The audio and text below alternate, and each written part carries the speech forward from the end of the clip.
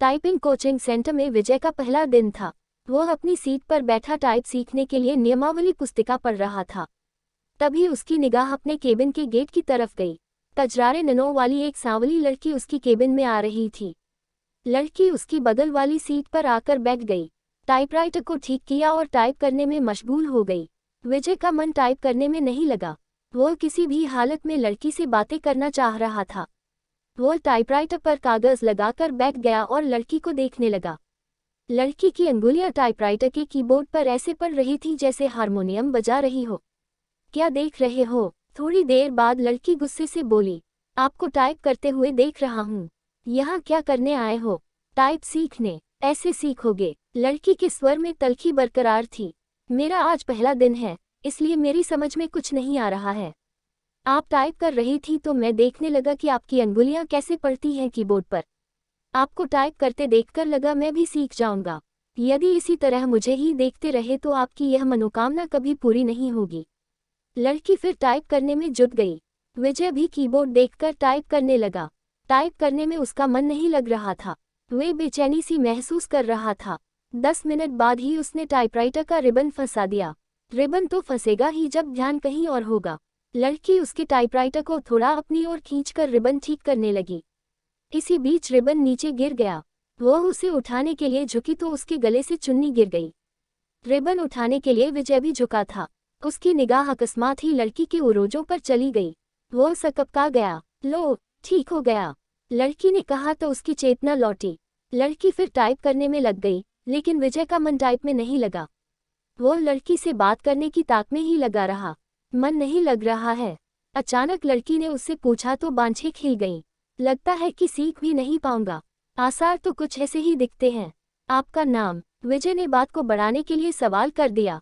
सरिता। अच्छा नाम है, लेकिन मुझे इस नाम से नफरत है। क्यों? कोई एक कारण हो तो बताएं। ये कहते हुए सरिता अपनी सीट से उठी और पस कंधे पर टांगते हुए केबिन से बाहर निकल गई। विजय उसे जाते हुए देखता रहा। उसके जाने के बाद उसने टाइपराइटर पर डाली। टाइपराइटर उसे उदास लगा और दुनिया बदल गई। इसी दिन से विजय हवा में उड़ने लगा। रातों को छत पर घूमने लगा, तारे गिनता और उनसे बातें करता।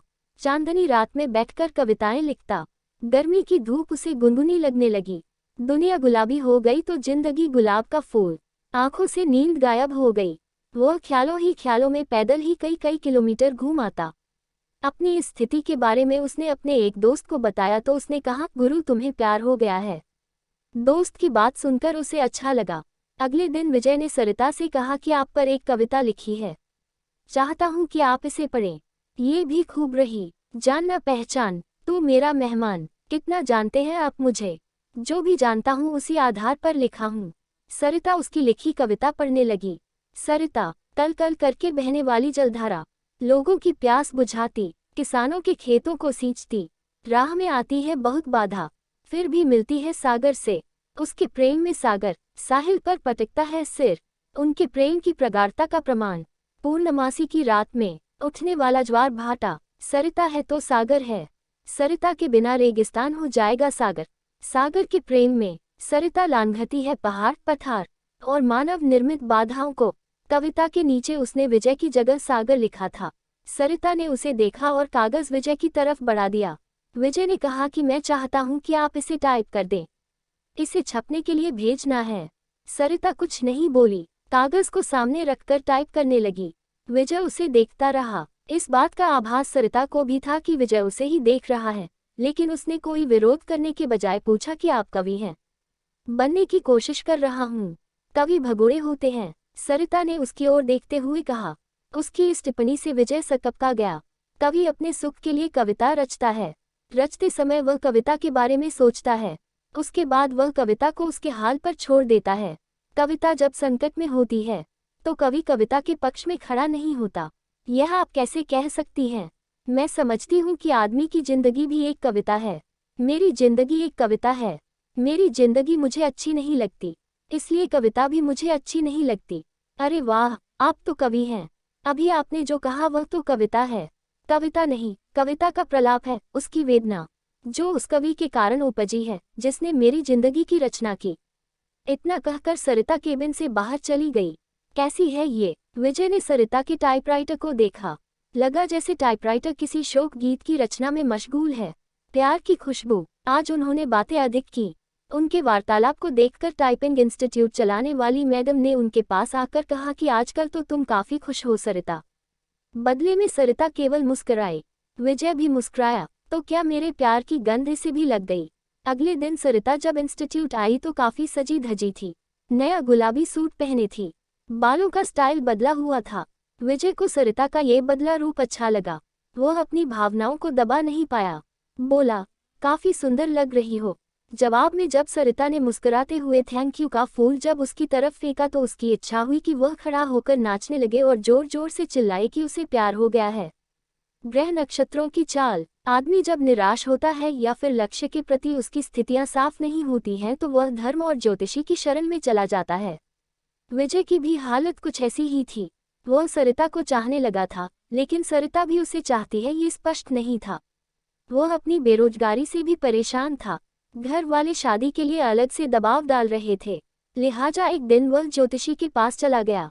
नौकरी पाने के लिए वह ज्योतिषी से नुस्खे पूछता रहता है। उसने सोचा कि प्रेम पाने के लिए भी ग्रह नक्षत्रों की चाल जान ली जाए। नौकरी के लिए तो ज्योतिषी कभी कहता है कि आपकी कुंडली में कालसर्प दोष है, जो आपके शुभ कार्यों में बाधक है। इसकी शांति के लिए घर में मोरपंख रखें और प्रतिदिन उसे 2-3 बार अपने शरीर पर घुमाएं। सोमवार के दिन चांदी से बना सर्प का जोड़ा शिवलिंग पर चढ़ाएं। नित्य श्री गणेश जी की उपासना करें। धैर्यपूर्वक ऐसा करने पर ही रोजगार प्राप्ति की संभावना बनेगी। विजय ने अभी तक उसके बताए हर नुस्खे को आजमाया, लेकिन आज तक कोई संभावना नहीं बनी। शिकायत करने पर वह कह देता है कि आप पर भाग्येश शुक्र की महादशा चल रही है। शुक्र के बलवर्धन के लिए शुक्रवार के दिन 5.5 रत्ती का ओपल चांदी में जड़वाकर दाहिनी मध्यमा में धारण करें। पंडित जी, मेरी कुंडली में प्रेम है कि नहीं? है ना? बहुत है। कुंडली पर सरसरी नजर डालते हुए ज्योतिषी ने कहा, प्रेम विवाह का योग है, लेकिन कुछ बाधाएं हैं। प्रेम विवाह में क्या लफड़ा है? आप पर शुक्र की महादशा चल रही है, जो शुभ फलप्रद है। गोचर में भी आपकी राशि पर शनि की 7.5 चल रही है।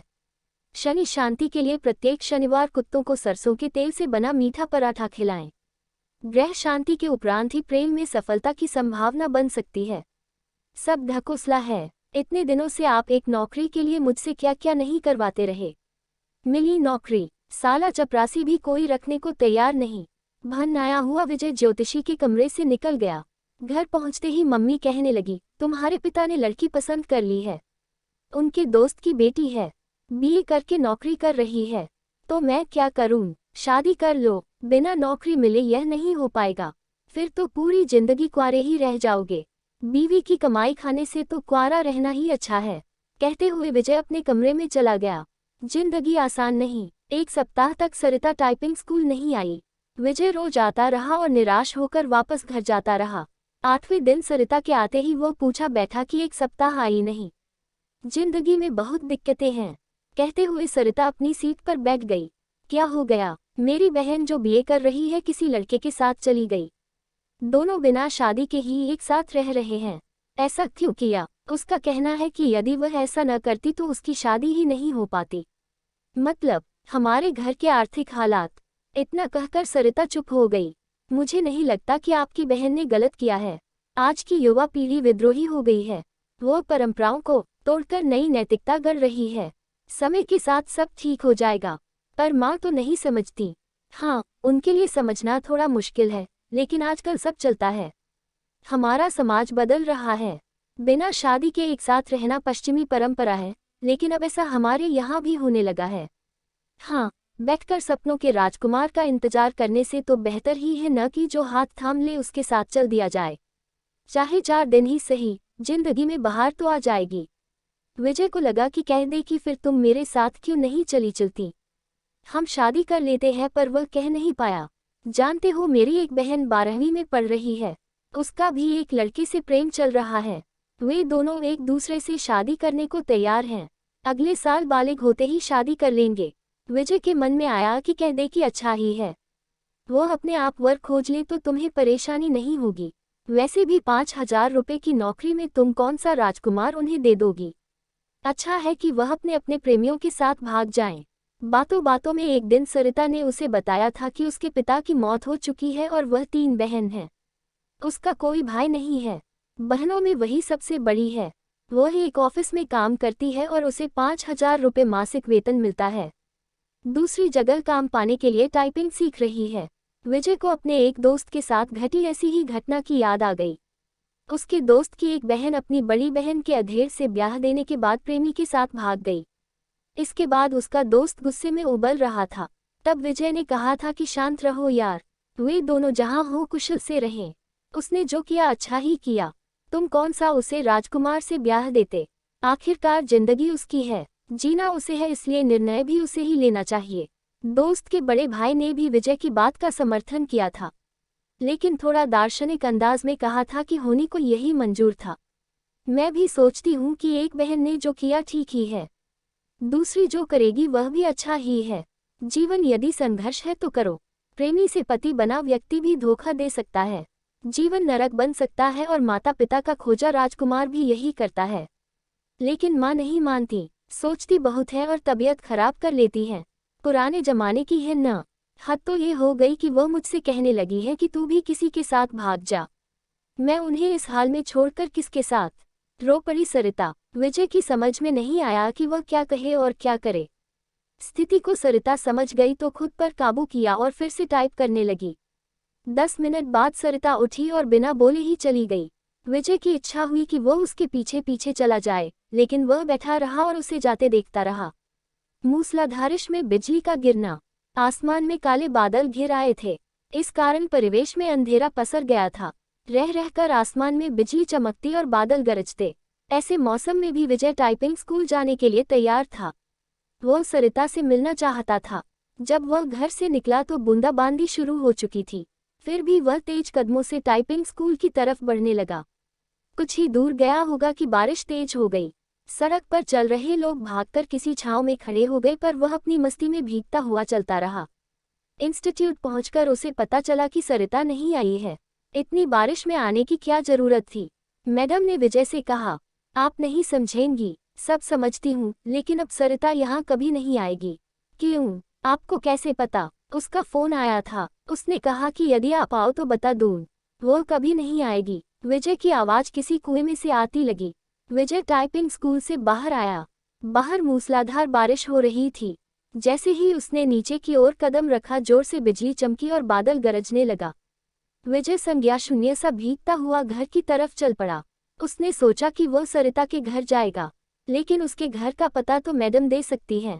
ये सोचकर वापस पलटा, लेकिन तब तक टाइपिंग स्कूल बंद हो चुका था। भीगते हुए घर पहुंचा, तब तक उसका शरीर बुखार से तपने लगा। लगभग 15 दिन वह चारपाई पर पड़ा रहा। जब कुछ ठीक हुआ तो 20वें दिन टाइपिंग स्कूल पहुंचा। मैडम नहीं मिली। ये सिलसिला 15 दिनों तक चला। 16वें दिन उसे मैडम मिली। उसे देखते ही बोल पड़ी कि काफी कमजोर हो गए हो। उस दिन बारिश में भीगा तो बीमार हो गया। विजय ने मैडम से सरिता के घर का पता मांगा तो उसने एक कागज पर लिखा और विजय को थमा दिया। मैडम को धन्यवाद बोलकर विजय चल पड़ा। वह आज ही सरिता से मिलना चाहता था। जब वह मैडम के दिए पते पर पहुंचा तो वहां ताला लगा था। पड़ोसियों से पूछने पर पता चला कि सरिता यही रहती थी, लेकिन अब मकान बेचकर चली गई है। कई लोगों से पूछने के बाद भी विजय को उसका नया पता नहीं मिला। निराश होकर वह घर लौट आया। सरिता के इस व्यवहार से उसे काफी धक्का लगा। उसे कुछ समझ नहीं आ रहा था कि सरिता ने ऐसा क्यों किया। वह सरिता की याद में कविताएं लिखने लगा। एक दिन उसने एक सपना देखा और उसके भावों को कविता के रूप में कागज पर लिखा। सरिता जो निकली अपने उद्गम स्थल से, सागर की चाह में चली द्रुतागति से। सामने आ गया पहाड़, टकराने के बाद बदल लिया अपना मार्ग।